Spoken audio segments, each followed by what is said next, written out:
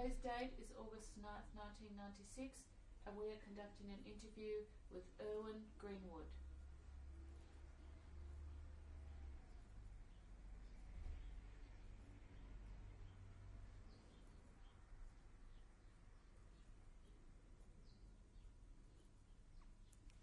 Okay, we're at the point at Conscavola when Major Trapp set you aside. Yes. What happened then? Well, Major Trapp on the end brought my brother down about 5 o'clock in the afternoon. He felt sorry for me, not for my brother, but I saw Major Trapp while all day he was directing little kids to the place where they be selected. He was such a nice fellow. He was talking by the arm, like he said, the other fellow, that he never kill anybody and never, you know what I mean, by himself. But he was in charge.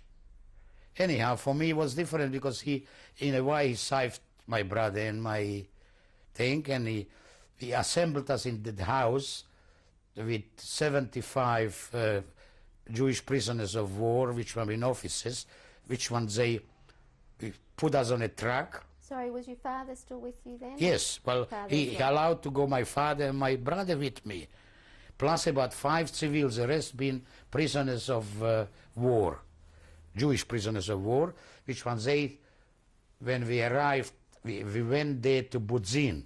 So before you left Conscavola, did you actually see what happened to the Oh yeah, other well, Jews there? of course, it's probably, and matter of fact, we've been cleaning the dead people from the roads because the trucks been running over the dead people and the cars because it was full of SS. SS was like that. Major Trapp was for 101, Polizei 101. They done the actually, what you call vyšetlenje, you know, the actually liquidating the ghetto. Killing. And the SS was a separate unit, which one done the selection, like women, children, healthy ones, and which one transported them where they wanted to the camp or to gas chamber. See, that means they assembled left, right thing. But Mr. What's his name, Mr. Trapp had nothing to do with it. He was just doing that job. Selection belonged to the SS, which when I saw a few Obersturmführer, Untersturmführer, and they've been transporting them with the trucks after to Puławy, because that's where the station was, which one goes towards Warsaw, Treblinka, or Auschwitz. That means they had to be to the point. But his job was just to clean up the town and liquidate it. I mean, clear. That means they've been killing, you know, indiscriminately. A lot of them didn't want to go, all thing, and they just shoot. We probably cleaned up 800 to 1,000 bodies to put them on a Major strip from the road that the trucks won't run over them. And that's what used to be, they all been laughing and big joke, like nothing happened. The blood was running like water, like on a storm, on a storm things, you know what I mean? Okay. On a road. It was just down like that, the hill, the blood was running like nothing. See, but everybody was with himself, everybody wanted to save himself. One of them was praying, one of them was saying, don't save me, don't shoot me, don't think. But it was everything a joke, you know. That's what I mean, that before they even liquidated about 5,000 people, they killed at least 100, what I know. Could be 1,000, I didn't count them, but, you know, older people, sick people, you know, kids got lost, you know, panic on, and that kind of thing. That's what I say, the Trapke was like that. He didn't kill anybody, and he was directing the little kids to the place where they're going to be exterminated. But he was a nice fellow. The other one called him, because he doesn't do the murdering himself. But he didn't. What was it like for you watching all of that? Beg your pardon? What was it like for you seeing all of that? I was already, what do you call it? I was already used to it. After the 6 months, what I saw and what I going on, not used to it. Of course, I didn't see the blood running with thousands of people like that killed, but you worry about yourself because everybody is for himself over there. See, all I was worried about my father and my brother. I can't protect him and I can't help him. I can't do nothing. All you have to do is save your own skin. If you don't save your own skin, what's the heck? See, no heroes there, because all the heroes been dead. They killed all the heroes, straight away. Anybody lifted his finger, killed him. That's mean you're not allowed to be a hero. Is all I was worried about it. I said to me, survive. You know what I mean? It was a matter of surviving. He said, you look what's going on. You see so many thousands of people, they're going to be deported and gassed. That means you have to survive. And that's the only thing was what you call a human-animal instinct. That you have to survive. You become an animal, a human animal. The instinct is there to survive. And that time I was still normal, well-fed. That means I had consideration for my father, for my brother. Yeah, there's nobody left except them. What I knew already. I guessed that my mother not alive anymore. I already guessed. You know what I mean? I didn't know exactly. I heard they've been taken to Sobibor or Treblinka, yeah, from Opole. But you know what I mean? You become you just worry about yourself, and that's only in good times. Later on, when you become worse time, that's only you don't see anybody. You don't see even your brother, your father. You see only yourself. You are absolutely animal. That's just to eat, sleep, and that's all. And you don't worry about brother, father, son, nothing. You're not interested. All you're interested is just to be alive. And that's the condition, you know what I mean? And that's what it is. That's I worried only about those people. And we went to Budzin then. And what happened when you got to Budzin? Now, Budzin, that's where we created that camp for 5,000 people. That's why they assembled Major Trapp. He assembled us and brought us there because we're going to build the camp. That's when we're building barracks and, for 5,000 people. And they become officers. He made them officers in charge for that department, police, and organization for 5,000 people, a camp. And, and I matter of fact, they offered me even a better position. You know what I mean? Like to be a policeman. But it was not in my nature to beat somebody or treat somebody, because if you give orders, he doesn't listen, you have to lift his hand and hit him. He says, no other way, is it? I am not for it. I couldn't take it. And I refused. Were you numbered or tattooed? Not tattooed. Budzin? Tattooed with KL. Yeah. Concentration camp. Excuse me. And that was done in Budzin. And that was done in preparation that you can't run away, that she can grab you anywhere you run away. Plus they made a stripe in the middle of a hair. And Budzin over there, anyhow, while I'm in Budzin, I tell you about Dr. Fikes. Sturmführer Fikes. He was one of the biggest sadists around there. And when we was already 5,000 people there, when we heard that he's coming, 10 people ran away, or 15, because they've been so scared from the stories they heard about him, Fikes. And they ran away, and he went after them, straight away, and arrived and after them, and they tried to run to partisans in forest there around, but they all got killed. He got them all, and he brought them back. Brought them back to show us that he killed them all. And he was something shocking. He was torturing people. It's unbelievable. I don't know, should I mention torturing? Yes. For instance, he nearly killed me. I got out of it I used some psychology. But I tell you that he was, for instance, a latrine. A latrine, what is a latrine?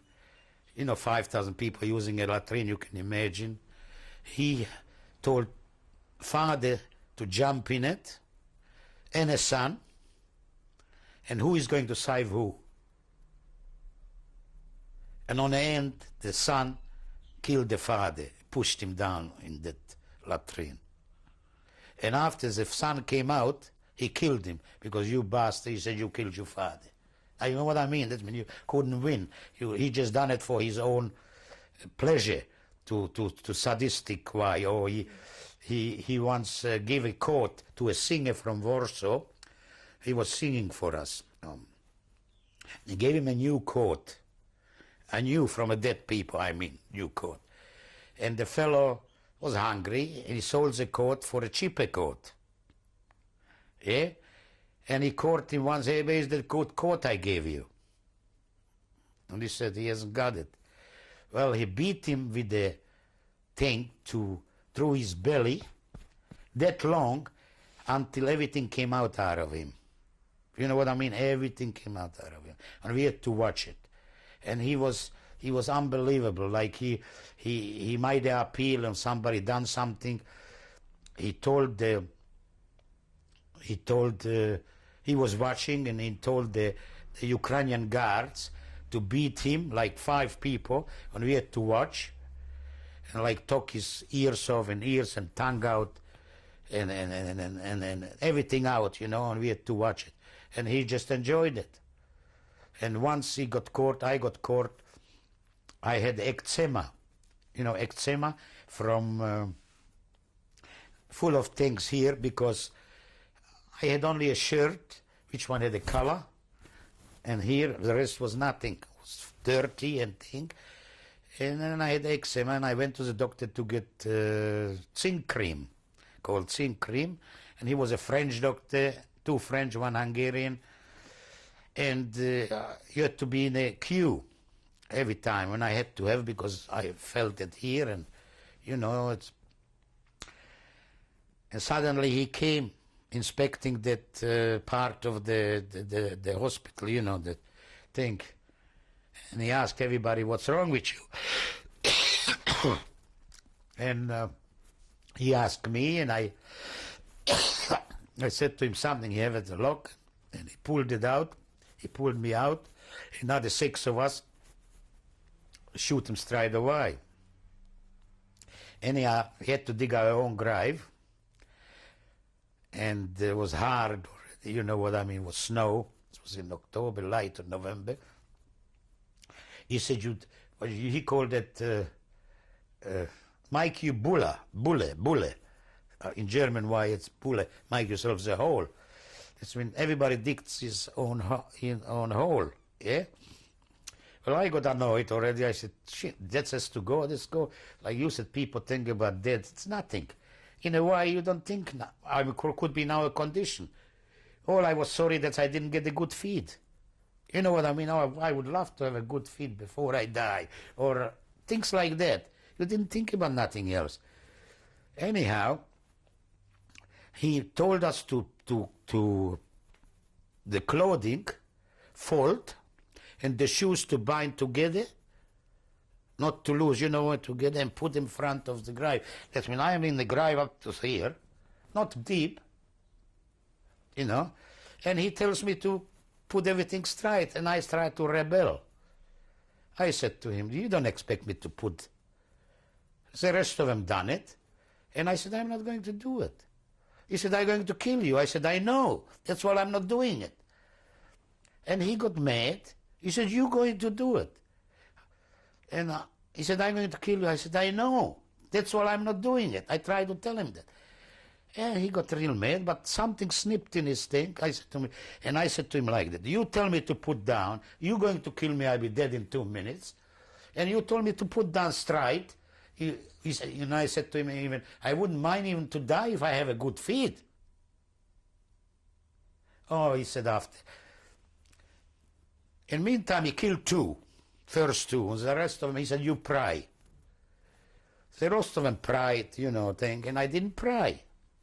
I said, what's wrong with you? Not the shoes. You don't want to pray. I said, I don't believe that. I don't pray. I got nobody to pray to. He looked at me, you know, he just, that's when I awakened him interest in me in a way, but I didn't know about it, yeah? And on the end, he said, you pray. I said, you look, the rest of them pray. I said, I don't pray. And I don't put a thing. He said, I kill you differently. I going to do it like that. I said, I don't give a damn which one you do it. I'm to be dead anyhow. And I just, my last wish is I don't have to do what you say to me. And I wasn't cheeky fellow. I just felt that minute that's useless, is it? He said, I kill you like a rabbit. You're going to run. And I'm going to kill you like a rabbit kill. You know what I mean? And I just waited for opportunity. Some kind of chance. You know what I mean? Some kind of chance. Well, the chance was because snow was that high. You know, and he gave me a chance. He said, you run. And I count 1, 2, 3. That's when he gave me even time 1, 2, 3. That's when he wasn't 100% convinced he's going to, is it? Because I thought myself, if he says to me 1, 2, 3, why don't he kill me straight away? Yeah? Anyhow, I started to run naked, absolutely naked, because the clothing was on the floor. It was about 10, 15 degrees below zero. And I started a 1, 2, and by the 2 I hit the ground. Yeah? And I didn't get up anymore. Because if I get up, it would be, you know, I'm live. And he, 2, 2, 2, 2, 2, 2, 2, 2, 2, 2, 2, 2, 2. And he probably thought he got me. Yeah, and after he went around and he shot the other one. And I crawled after to the barracks and I went down and they pulled me in naked. You see, they tried to get me thing anyhow. And that's was, and since then I had to avoid him. You see, the commandant, the Jewish, knew me. And we have to avoid him. They try to, if he's around, they disappear and avoid him because he might recognize me or something just in case. And that was Fikes. And he done something shocking thing. That's like, I don't know if I said about, he went on a spree to another town not far to liquidate the ghetto. And he killed that woman, son on her arm. And he riding a white horse with a red scarf. He was a sadist, you know. And he killed that woman, and I knew that woman. He brought her down to the camp, Mrs. Neumann, her name, and she told me he killed her baby, and she was crying there and thing, and I, you know, and he kept her until she become normal. I mean, after a week, 2 weeks, you become normal. You just know you are alive and we are not. Doesn't matter you baby or my husband, doesn't matter. You are alive. If not, kill yourself. But funny part of it, nobody killed himself. 5,000 people, but nobody killed himself. Everybody was giving, you know what I mean? Because they didn't mind you kill yourself, but nobody wanted to give in to kill yourself. Is that Mrs. Neumann become his, for his wife and 2 children, a nanny. And she had it good, and she supplied me sometimes with food. She forgot too after a while. She became normal. She got herself a boyfriend, you know, after 2, 3 months, and that's all. And that was the first time I had with him. I mean, with Fikes. And Fikes' second time when I was typhus. Like, I had typhus, and the doctor, the Viennese doctor, I forgot his name, Schroeder or some kind of name, and he gave me sulfur tablets, what was his own, because Fikes gave him, I give it to you, protect yourself. When anybody typhus, reported to me. Now until I was already half over the typhus, when we find out that we need more sulfur tablet, and I suggested that he goes to Mrs. Neumann, who works for his wife, and try to pinch some. What they did, when he had 6 bottles there. He had 6, but he wouldn't give it to them. He just kept it for his people who really needed to count on him. But the rest of them, he couldn't care less they die. You see, because he said, if somebody got typhus reported to me, I kill him. What for you have to save him? Anyhow, through that sulfur tablets, and after, until he find out, one day, about a week later, I was nearly all right, but just weak. I couldn't walk. From lost so much weight, he came in and he saw the typhus because people been talking from fever. That he wanted to shoot him. I never had a gun with him. He went to get his gun, which one took about 10, 15 minutes. In that 15 minutes, one of the nurses took me out and put me in the front of the camp on a piece of ice there. And I don't even remember, somebody picked me up to take in a barrack. And after he killed the rest of them with typhus. That was Fikes. And that was Budzin, actually. That's where my father was killed. And how was he killed? Well, he was killed by a coincidence that he used to get extra meal on 6 o'clock after the meals. They feel sorry for him. He was one of the oldest in the camp. Even at 48, he was the oldest in the camp. That the cooks and the commandants been sorry for him. The new meal, I came with them from Konskavola. That said some sympathy to me because I came together. They been nobody then. I become nobody, but I become somebody. You know what I mean? That's mean because I didn't want to be somebody. And that means they become officers and well off and food and plenty, everything.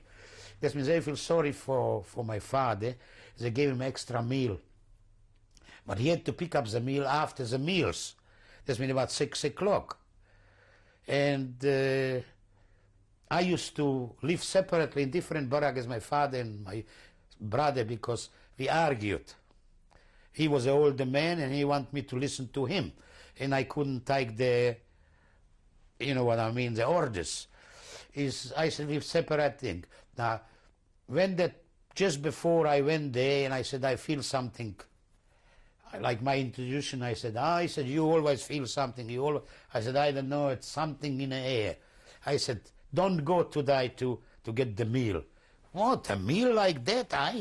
The soup with full, thick cabbage and thing, you know what I mean, full of rubbish, excuse me saying so, with beet and thing. But you know what I mean, everything is food. He said he's going. I said, don't go, beg you. No, he's going. And I said, all right, this time you don't take your son. I said, you leave him here with me. And what happened then, he went to the next to the kitchen, was a hole like that. And they gave him that food, the special people, extra, yeah? And suddenly, because I noticed on a, what you call it, in cassette, in 4-6 side, being watchmen with lamps and with, what you call it, lights and machine guns. And I saw they drinking. And that's what put me on. I said, gee, they drinking. They are on a, how can they drinking? Because I never saw that they drinking. Yeah? And that's why I was worried that something can happen that they drinking. And I noticed 2 of them drinking, in 2 different places. That's where I got worried at that. Anyhow, what really happened, they got drunk on about 6:30. They just marched in, came down, about 4 or 5 of them drunk, and took the machine gun, and they went in a kitchen barrack there, and they killed anybody who was there. It was 32 people, and my father was between them. He had 8 bullets in him. You know what I mean? They kill him, and after they killed anybody outside the barrack, between the barracks. You know what I mean? They killed anybody because in barracks they was scared to go because it was locked, you see? But they done it without orders. In matter of fact, the SS came rushing. That was the Ukrainians. The Ukrainian, you know what I mean? And in a black uniform, SS uniform. And when the SS men rushed in, about a dozen SS men with the Sturmführer, he said, what are you doing? Who told you to kill? Who told you? And he saw them in anyhow. He killed one of them on the spot, the officer. The SS man killed that other Ukrainian because he disobeyed orders. And he said, you drunk? How can you drunk? You see, because they've been drinking, they've been selling gold and getting there and then drinking against the order. And that's how my father died. And in the morning, I knew that already when I heard the shots. Because I had a feeling, that he's out, he must be dead. And the commandant told me in the morning he's dead, and I went to see him. And I asked the assessment then if I can have the pictures from under his head, from his family. And the assessment said to me, well, if you live, you make yourself new pictures. And if you don't, what do you need them for? Well, I said, just still a family, and my father had it under his head, and he's killed there. Anyhow, on the end, I was talking to him so much, that he went and got the pictures and brought it to me. And that's when my father was killed.